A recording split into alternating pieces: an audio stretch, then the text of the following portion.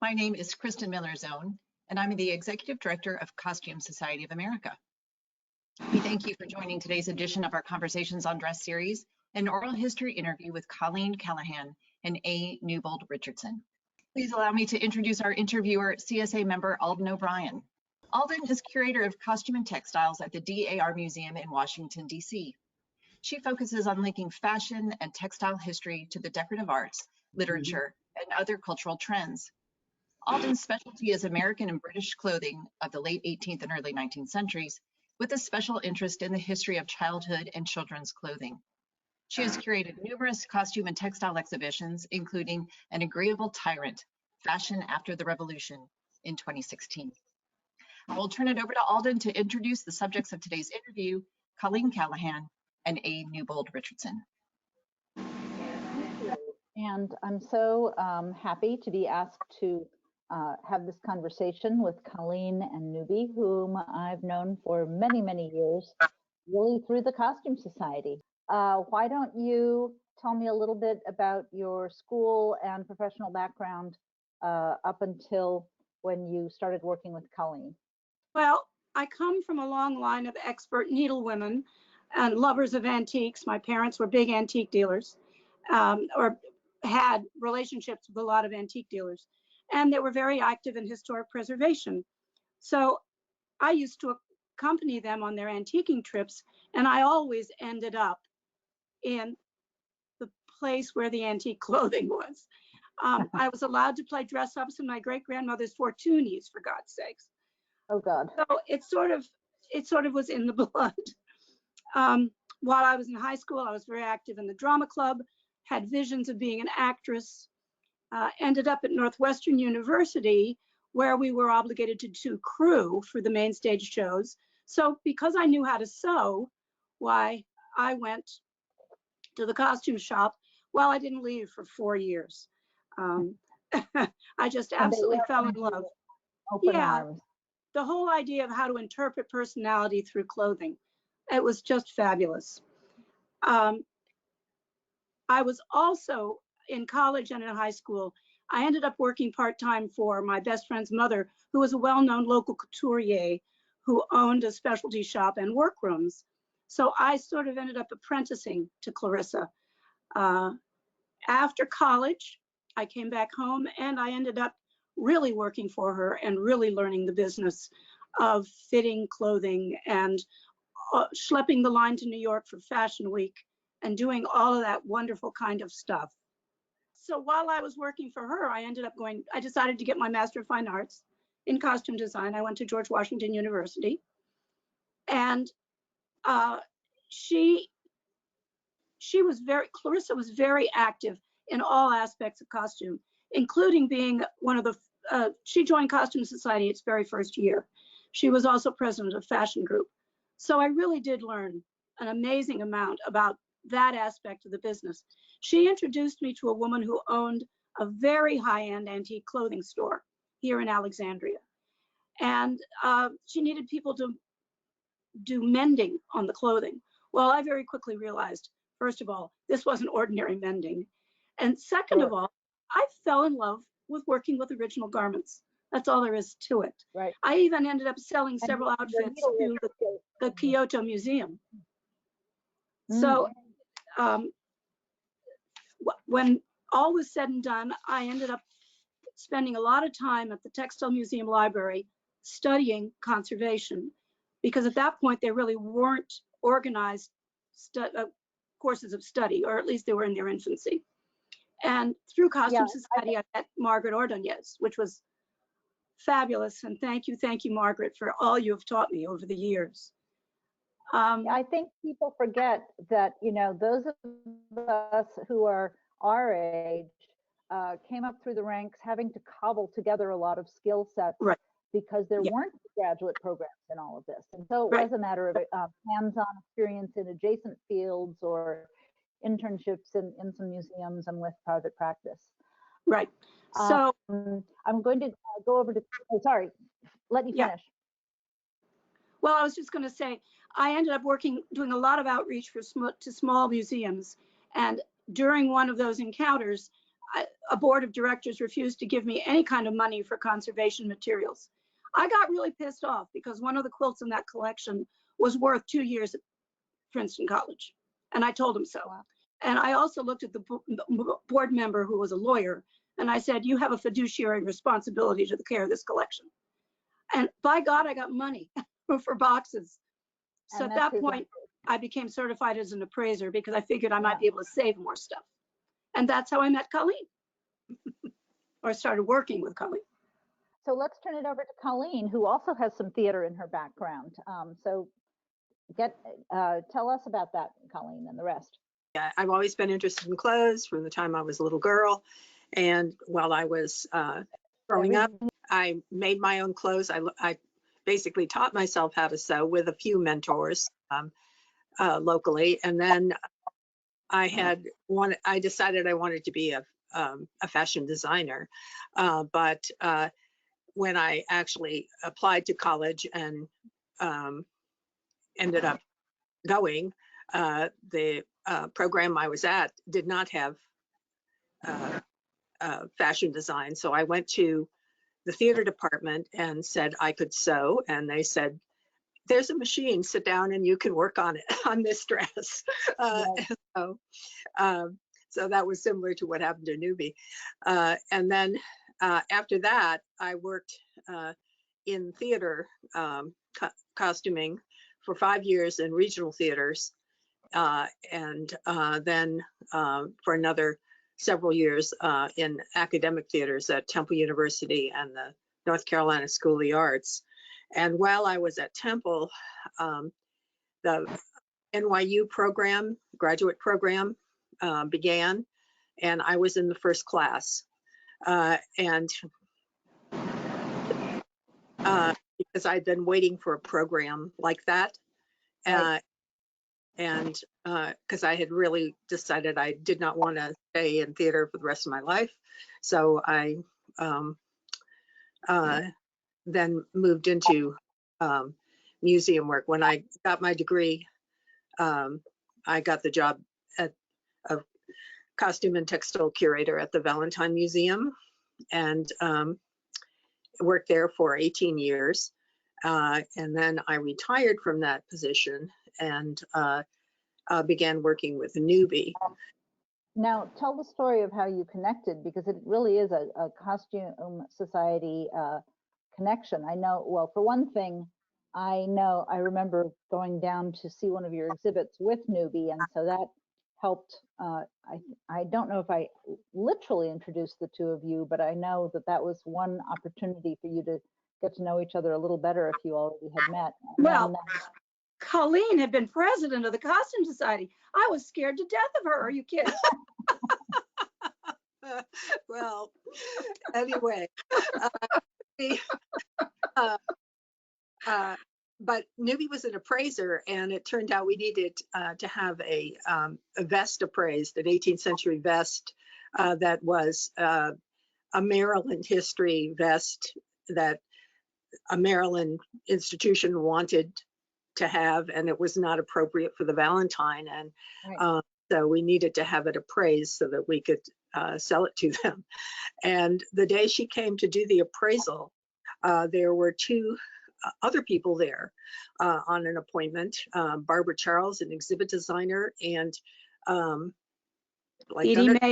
Edie Mayo, who had been curator at the Smithsonian. And they were there because they were working on organizing an exhibit called Enterprising Women. And it was to be a touring exhibit, and all the pieces in it were loans.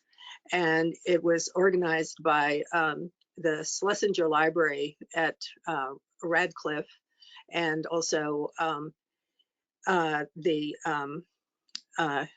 National Heritage Museum. Yeah, the National Heritage Museum. And so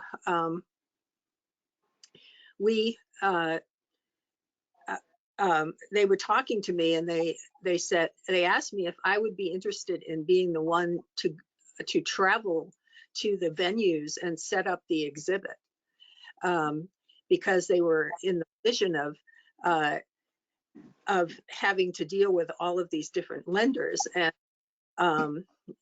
for the clothing pieces, they needed special care, as we all know. And of course, many of these museums where they were going to be shown did not have costume collections or costume curators, so they needed a specialist. Right, and in some cases, but the other thing was that where they did have specialists, they didn't want to have 10 museums sending their people to dress one small section of the exhibit, which you see here. So I was very flattered, but I knew that I couldn't do it with a full-time job. This was in 2002, and I was still at the Valentine, and Newbie was right there. She was a consultant, and so I asked her if she would want to do it with me, and so we did. And we set it up together, got everything mounted, figured out in terms of mounting. Let me tell you, bra is a 4-letter word. Yes, these are They're not designed to sit calmly and quietly on a mount. And these are very shallow cases, I remember you telling me. Right, Yeah, yes. very shallow cases. The other thing is, because of our Costume Society connections, we were able to go to a number of institutions and say, it's okay to loan to this exhibit. We are going to be the ones handling them. And a lot of these people were Costume Society members. In fact, I think if Christina Hogland is with us tonight, that one of the bras in this picture was one of Christina's collection, her very own collection. So that gave the that lenders networking. Yeah, so that gave the good housekeeping seal of approval that the lenders could hand these over to you with confidence. And at that point, we figured out we could get along. And not only get along, but we were on the same circadian clock. We both get up really early and ready to work. And we go to bed very early. Right. This is not unimportant.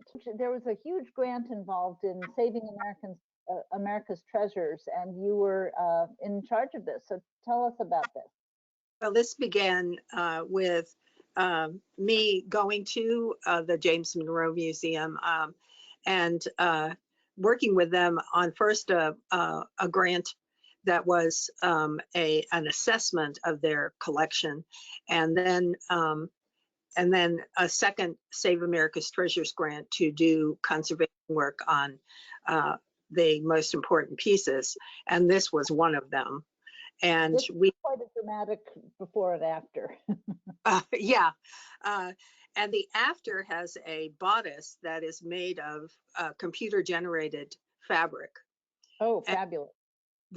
This was in 2008 and 9, so it was quite a long time ago, and it was very tricky because this was a very complicated fabric to try and reproduce. But this is a wonderful transformation where you obviously had to reverse a lot of later alterations and do stuff for dress-up treatments.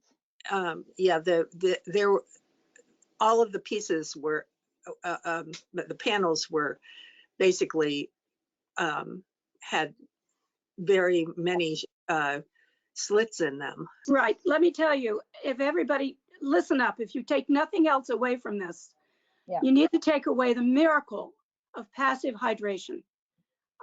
It has saved countless pieces of costume. You've got things in your collections that can benefit from this. It's a very low-tech way of putting moisture back in so that you get some healthy fibers. It is just brilliant. It allows fabrics that are like cornflakes to actually take a needle.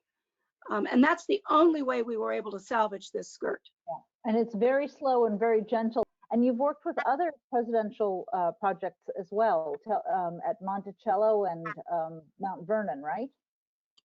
Right. Yep.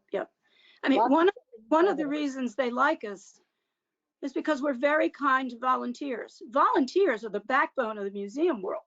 And you've got to be nice to them and treat them as equals, treat them as team members, and teach them, because frankly, no museum can exist without their volunteers.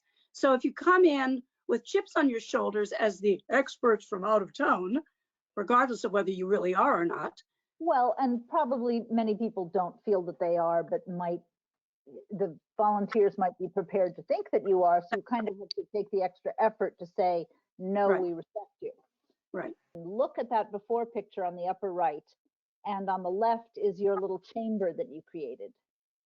My husband built me that. It's out of PVC pipe. It's basically a screen door on a stand with a frame above it that I could drape plastic, and then you put bowls of water around your artifact and allow the water to dissipate very slowly. Distilled. Yeah. So, you know, since you can't steam it because it would be too harsh on the fibers, this passive hydration is amazing. And we saw the effects of this when you and I and Carol Craiglow and Susan Bowman all went out to Ohio and saw Gail Striege's, I hope I'm pronouncing that right, exhibit Fur, Fin, and Feathers or something like that. And That's right. She hydrated Admiral, yeah, Gail hydrated Admiral Byrd's Arctic suit, which was made of animal fur. It was a miracle, an absolute miracle. It was. I just wanted to point out the slits that you can see there. And each of the panels was underlined with a beige silk and stitched along those slits with hair silk. Which was made, so you still needed the delicate hair silk, but it was made possible by the hydration. The stitching was made possible by the hydration. Yeah. You do a lot of workshops and work with a lot of small museums for both exhibits and training. So does one of you want to talk a little about that? Well, I think before we talk about that, we haven't said that where Colleen was very brilliant when we first decided to join forces was we went and paid calls on all the museums we could get to. The people we knew through Costume Society and through Virginia Association of Museums. Colleen was very active in VAM, still is, and through her contacts at the Valentine. And we literally introduced ourselves and said, here we are. And it came at a good time because a lot of museums were downsizing staff. It was a tragedy, frankly, but at least we were there to sort of pick up some of the pieces. And we ended up teaching a lot of workshops as a result. Yeah. And of course, on the left, you see one of the many exhibits that Mary Deering so kindly curated and lent parts of her collection to many of the small museums in her area. We worked with Mary Deering for many years. And in the workshop that you see right here, that's at Western Reserve Historical Society. And the director of the museum attended this. And at the end of it, she said to me, gee, I had no idea there was so much involved in dressing mannequins.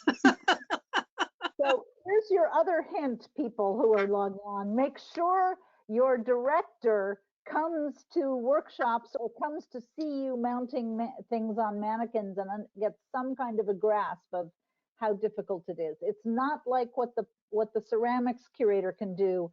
Here is a bowl. I will now put it in the case. We're done. That's not what happens with Oh, we didn't talk about your business model. Let's talk also about the business model, because I think you have a really unusual way of working. Well, each of us has our own business. When we first started, we weren't sure how it was going to work, obviously, and we investigated doing a LLC, and it turned out that it wasn't going to really work that well for us, because for one thing, we live 90 miles apart. If we were working in the same location, that would make a difference. But this has allowed us a lot of freedom to do jobs that the other one is not involved with, especially. We give each other a 1099 at the end of the year. Yeah. You basically hire each other, which I think is a really interesting way of doing it. Yeah. Right. And therefore, we end up covering more of a geographic area. Right. And that will range from Florida to Massachusetts to Ohio to, as we'll see in a little while, even Alaska.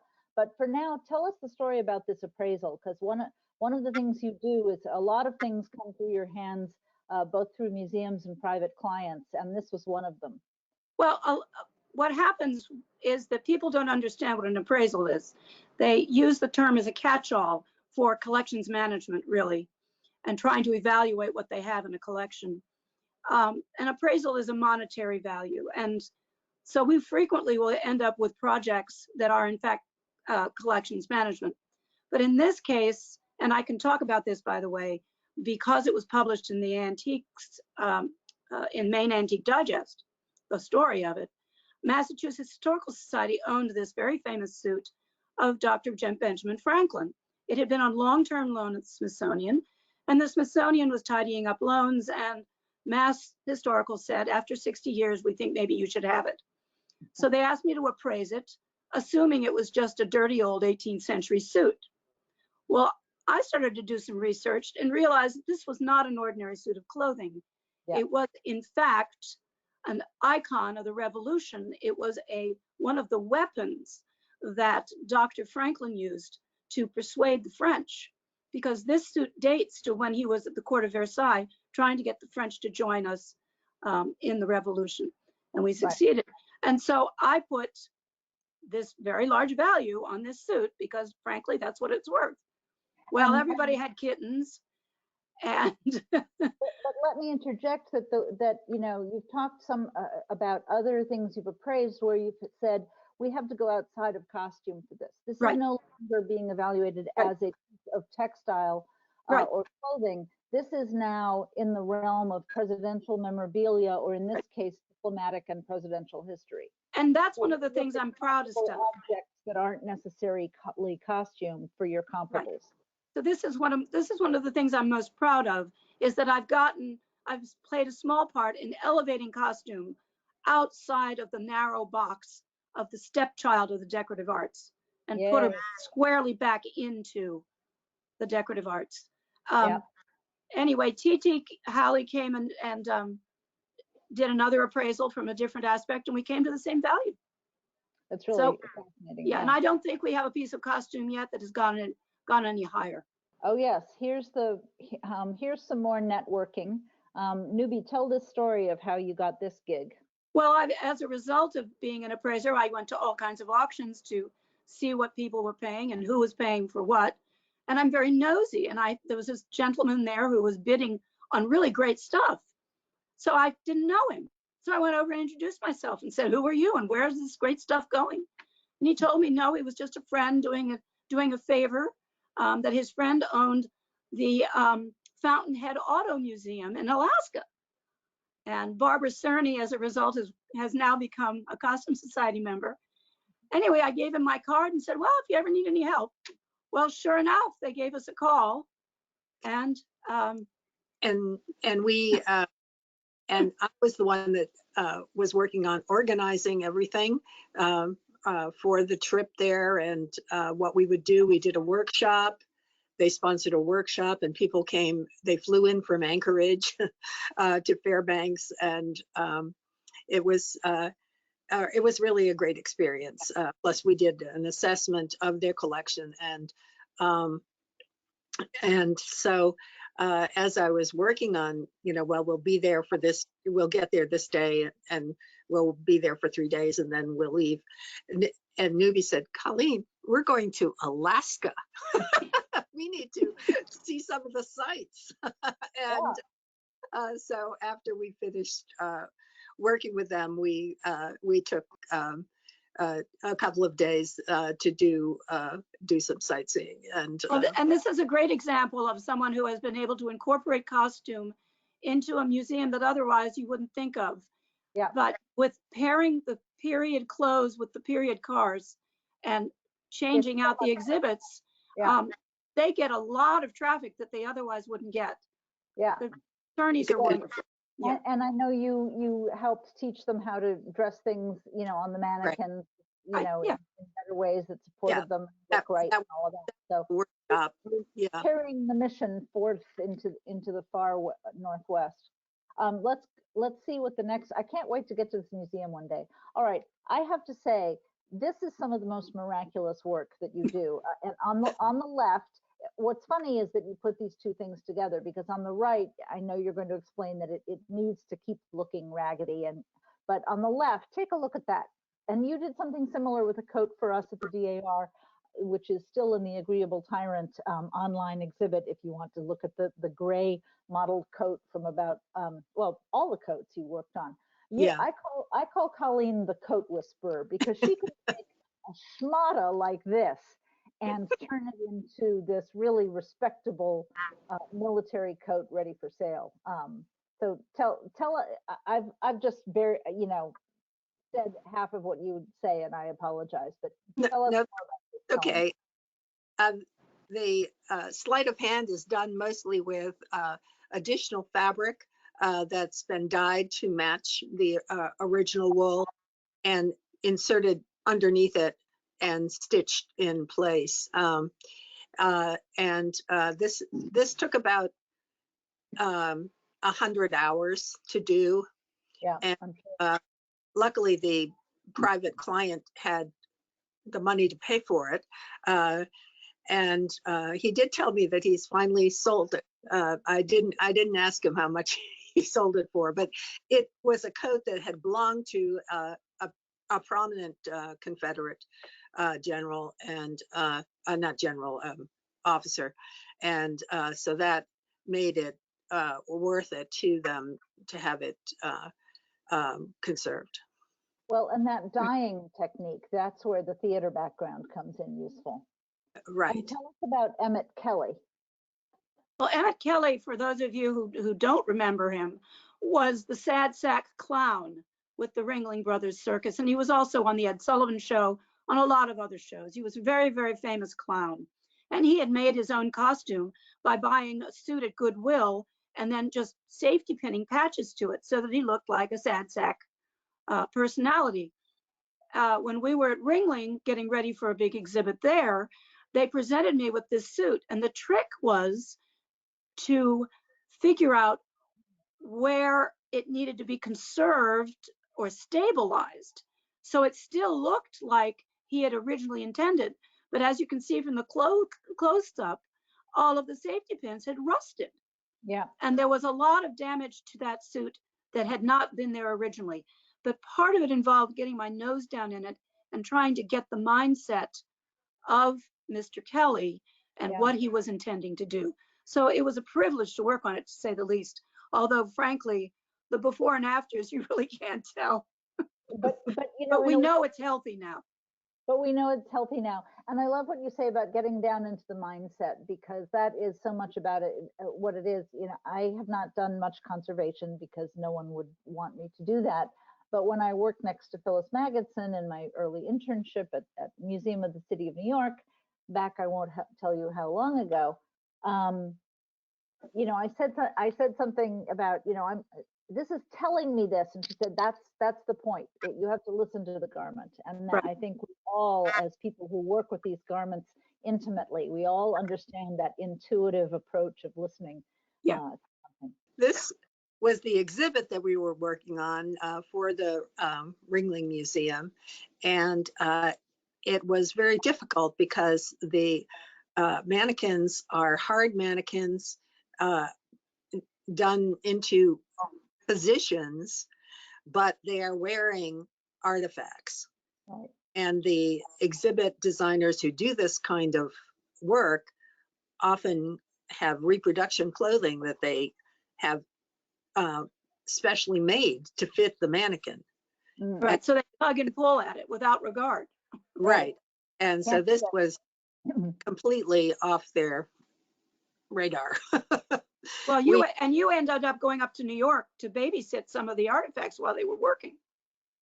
Sure, you would have to. On the form, yeah. The curators did. I thought you went up. You didn't? I did. I unfortunately I didn't go. Oh, okay. And they were able. Some of the art pieces were sent there for them to measure them and so forth. Not to actually put them on the forms, but and I had to put them on the forms when they were installing the exhibit, and it was very difficult. Yeah, I can imagine. I know you were saying when we were meeting in our practice session that you had to convince them that you had to make some of the arms be able to come off and things so you could get things into sleeves, because you can't wrangle with it. You can't wrestle with those artifacts. We got this job through a Costume Society member, Michael Haynes, who had worked on the exhibit when it was on exhibit at the originating museum, the San Angelo Museum of Fine Arts. And while we did not do the initial mounting of the clothes, they did contract with us to organize it and pack it and set it up. We had to design it to travel. It had not been designed to travel. Okay. Yeah. So we had to design the packing and the inventory and the boxes and the crates. God bless Colleen. So it's this kind of job, I say, is going to keep me from getting Alzheimer's. Because it was a challenge. A brain teaser. And now, then sorry. And then the day before we were supposed to go there to do the initial packing, I broke my upper arm. Oh God, that's right. And then I was able to go. The doctor said it would be all right. It wasn't in a cast and I could use my lower arm. But if we hadn't been together, I couldn't have done it. Yeah. No, you sort of sat and directed traffic, as I Right. recall. Yeah. I'm trying not to interject myself too much, but I have to give you a shout out for the lower right. When I did the woman exhibit, I said, I have this vision for the sportswear section. The whole point is that women are active. I want them in active poses. And I want to use these these foam core printouts of fashion illustrations of women doing sports. And I want this diver. And he went, oh God. But well, this is the goddamn vision. But this goes to our theater training. Yeah, this goes to our theater training. Absolutely. Yep. And but also to our conservation training in your toolkit, but archivally. That's right. That goes to our conservation training as well. Here we had a garment which, thank God, was not accessioned. I want to tell everybody that was not an accessioned bathing suit. It's a period suit, but it hadn't been accessioned. And I stitched it basically through chicken wire. I made a whole thing with the chicken wire. Padding. Right. And a fellow Costume Society member helped us out, Cricket Bauer. Yep. And or Cricket Pohanka now. So yeah, it was a collaborative effort, no doubt. But you really, that was at 3 o'clock in the morning, several 3 o'clock in the mornings. Oh my God, how am I going to do this? I'm so sorry. And we're still friends. God love you. So fabulous. And then you have worked quite a lot with the Maryland Center and the Western Reserve, and both of those, I think we have to give you guys some credit when you were asked by them to come and take a look and help out with, Western Reserve thought they wanted an appraisal or an assessment. No, I can't remember. They you ended up helping them. And again, it was a Costume Society connection. The director of the museum contacted Jean Drusido at Kent State and said that she really felt that they needed to have the collection assessed in terms of to find out what was there. It's a very large collection. Yeah. And, so when we went there to do the initial consultation, it was clear that they didn't really need an assessment. The things are stored in such a way that they're easily visible, and they had pretty good records on them. But what we recommended was that they exhibit them. Yeah.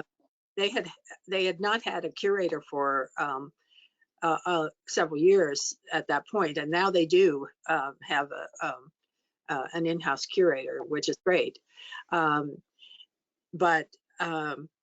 So the first exhibit we did was this wedding dress exhibit, which I curated, and it was done in 4 months. We all know is extraordinary. Especially since we were learning the collection. Yeah. Well, and another thing that was important on this too is that we worked with the library at Western Reserve, which is a remarkable archive. And this ended up not being a wedding dress exhibit, but basically a history of Cleveland as seen through the dresses because of the work the archivists were able to assist on with provenance. Yeah. Right. I really wanted to make sure that we didn't use any pieces that weren't identified as to the wedding that they were connected with. And we found out a lot of information that was incorrect in the records. Yes, through them doing the research. Well, that's great to have that pairing. But I do think that, you know, your being there, I mean, yes, they reached out to you, but you helped them realize, you know, my favorite phrase, if you dress them, they will come. I know that that was a popular exhibit. All you have to do is do a costume exhibit and people are happy to come and see it. And now they value that collection enough that they've hired a curator. So hooray. Exactly. And then, of course, you work with a lot of museums where they do exhibits where there's only 1 or 2 costume pieces, but they need someone to come in and do that. Well, I think one of the things that's important for people to realize is that we don't operate in a vacuum. You have to be interdisciplinary. We belong to many organizations, Colleen and I, between the two of us. She does LinkedIn, I do Facebook. American Quilt Study Group. Association of Living History Farm and Agricultural Museums, American Institute of Conservators, Virginia Association of Museums. Chime in, Colleen. I can't keep them all going. But the point is, we network, right? And we're able to reach, and we get jobs that way, frankly. Sure. But we also learn. We keep learning. Yep. Angel DuBose says, "Thank you both for your contributions to the industry. Will there be any upcoming workshops?" Not that I know of. None have been scheduled. Right. No. Thank you, COVID. Well, yeah. thank you, COVID. And it's usually a host institution that wants to, who's hiring you, and you say, why don't we spend a day doing this and inviting people and volunteers from I'm hoping neighboring institutions. I have a new client who's very active in the company of military historians. Oh. And he's very gung-ho on seeing if we can't get something organized for them, because there are a lot of military collectors who don't understand that conservation and stabilization of their investments is a good idea. Yeah, well, and you know, proper storage might not always be happening and all of those things. So that's very good. Hello, Sunay, thank you. Aaron says, do you have any advice for, for students looking into the industry and curation?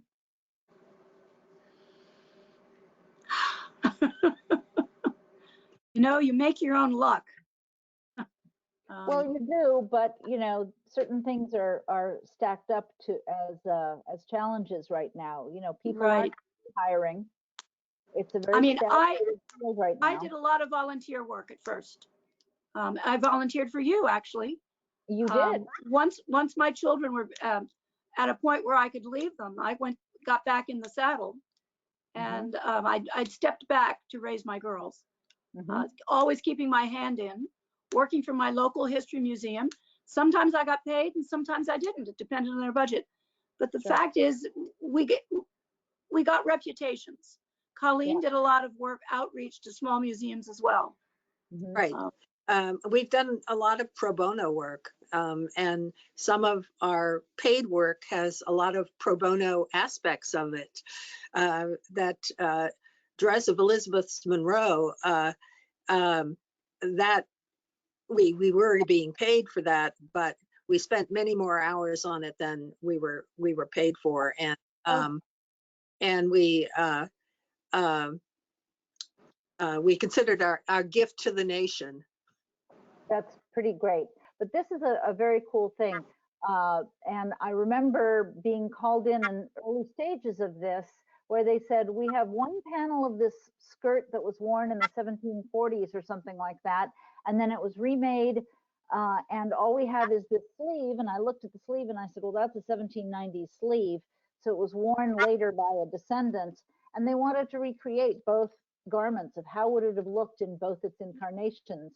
And you, of course, picked up on you got hired by them, and I can't remember if I have anything to do with that. I might.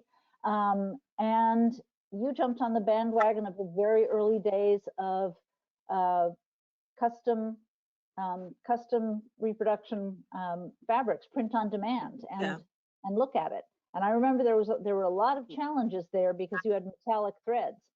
Right. Yes. And but they still have it on exhibit. And well, that's the beauty of reproductions. They can go on exhibit for much longer. Right. Although I have to tell you, it's fading. Yeah. Well, it's been since 2008 or 9. 8 or 9. Yeah. Yeah. They're going to have to order some more fabric. That might be a trip. Getting the first order was difficult enough. The pro bono. Karen's here today. Karen does great exhibits. Shippensburg, Pennsylvania is a little off the beaten track, but I encourage anybody to go there. It is absolutely vaut le voyage, as the Michelin guides used to say. It's worth the detour, worth a special trip to see what Karen does. And you've worked with Karen and her volunteers a lot to get the volunteers to really understand how to mount things. And students, yeah. Students, yeah. Yeah. In fact, initially it was through Costume Society when we did a workshop that was sponsored by IMLS in 2008. Karen attended that workshop, and then she hired me to come for a week to under a grant that she got to do a workshop that was with her and her volunteers. And then after that, I've worked with her with grant writing and also with exhibit work as on a pro bono basis. Right, which is wonderful. And let's see, you have an invitation here or another comment from Monica Sklar, who says, Colleen and I have talked about how much we need a workshop on cutting down forms. Isn't that the truth? Yeah. Yeah. And, you know, it would be hard to do something online, but it would be great if we could figure out something that would be doable. But we may just have to wait till the current situation abates a little bit more. But I think Colleen needs to talk about her bunny. I think I was about to say we can't ignore the bunny here. Another In challenge. case any of you youngins don't recognize it, that this is a Playboy bunny, and this is what women wore when they were waitresses at the Playboy bunny clubs. But And talk about how it was made, Colleen. well, the bunny costume was bought online, and it was one of the original costumes, but it had never been worn by one of the bunnies. And the way they did it was they made the fronts and the backs and left the sides open, and they adjusted it to fit the individual girl. And this particular form also had a bust enhancement. And so I had to put the form together, and it attaches through the legs and through the feet. That's how she stands. Yeah. And so that means the shoes had to have a hole in them. And how many pairs of stockings did you go through before you managed not to get a run all the way up the leg? It took 2. I was able to do it with just 2, but it was very tricky. Well, first of all, you had a hard time finding one that would go all the way up without an actual panty line. Right. And in the pictures, they don't have there's there's no line, obviously. No, of course. Yeah, and they're not fishnets. They're stockings. Yeah, interesting. So Have we got anything else? I don't have any more. Oh, I heard the bunny costume only originally came in 2 sizes and they had to adjust and stuff to fit. Do you think that's true? Yeah, clearly it is, because this item came in 2 pieces intended to be cut, sewn specifically to the curves of the specific wearer. Yeah, so and it was, and also that I had to finish off the bottom and the top. That they were unfinished. So I had to customize that, shall we say, for the girl. I actually grew up near the Playboy Mansion, and he used to have a party every Halloween, and we would go and trick or treat at the Playboy Mansion, and his butler was handing out popcorn balls, which I later figured out must have been bunny tails. So that's a little non sequitur for you. Anyway, what else have we got that we haven't looked at yet? Karen says, thanks for the shout out. You're welcome. You deserve it. Everyone should go to Shippensburg. So you have a fabulous combination of skills where you do the exhibit development and curation and installation, collection management and documentation, workshops, reproduction services, conservation services, appraisal. Ooh, look at that. And lectures and so on. So that's really a very full service, one-stop shopping kind of business. And that's great that you have the overlapping skills and background. And I believe that that's what it takes. Yeah. To succeed, you've got to have a number of services you can offer. Yeah. And I would say to the person who asked us for advice, I also always tell my interns, diversify. Again, don't just be a historian and a curator of clothing. Be a curator of more things. Learn registrarial and collections management things. Right. Learn how to do educational programming. If you're doing a museum studies thing, I guess you have to choose a track, but to the extent possible, make yourself eligible for other jobs in the field, because many more jobs in education, development, and collections management are going to come up than curator jobs. And our own member Ann Wass is a great example of someone who was in charge of Riversdale House in Maryland. They don't have a costume collection, but she used her ability to incorporate reproduction clothing, some historic clothing, and encourage the use of costume. Yep. And so you can do that at a small museum. Yeah. And Ann Wass, the aforementioned, has said, I know this might be tough, can you each pick a favorite you've worked on? A favorite garment. Yeah. Or project? I think maybe garment. Oh. It doesn't have to be the top, but one of the things that sticks out in your mind when she asks that question. We don't have to put pressure on you to say that. Actually, yes, I'll tell you one, and it's not the Emmett Kelly, but it was a very, very famous Chinese dissident who spent many years in a gulag, and his only suit of clothing was a patchwork suit to keep him warm because he was in the north, and it was stuffed with anything they could find and patched with anything. It was dreadful. It was perfectly horrible. The man would not let me touch the suit. It was falling apart. He said, no, you can't make it pretty. I said, I'm not intending to make it pretty. I spent an hour with him, and he finally allowed me to work on the suit. And again, I got my nose down in there, and I figured out what had been there and what was a result of poor storage after 20 years in a cardboard box. I mean, we're talking about a very prominent Chinese dissident.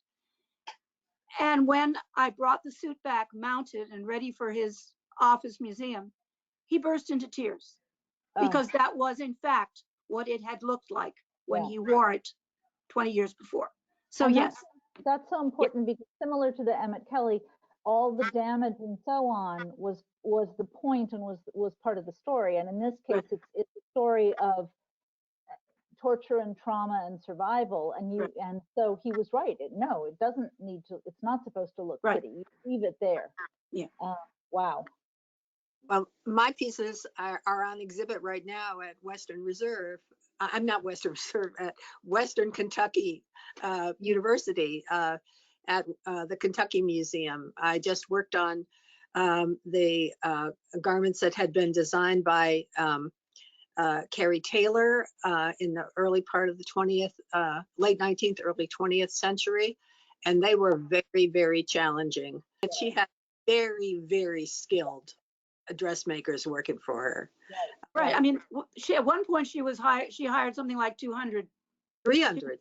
She had 300 people for her in Bowling Green, Kentucky. There's an article in Dress on her that people, members can go and look up online through the membership directory. Just going to put the shout out. I was just reading about it. Thank you both so much for gathering here to talk about this. And it was great to talk about all that you do and give shout outs to colleagues and to the importance and value of being a Costume Society member. No promotional fees were paid to the participants for these contributions. Thank you so much, Alden, Colleen, and Newbie, for this conversation and for all the wonderful work that you do for our field. And we thank you all for attending. For more information about future digital content, publications, and membership, please visit costumesocietyamerica.com and follow us on social media. For questions about today's presentation or future webinars, you can send an email to conversationsondress@costumesocietyamerica.com. Please consider making a contribution to help offset the cost of this series. Visit csoa.memberclicks.net/contributions. Good night, everyone. Good night. Good night. Night.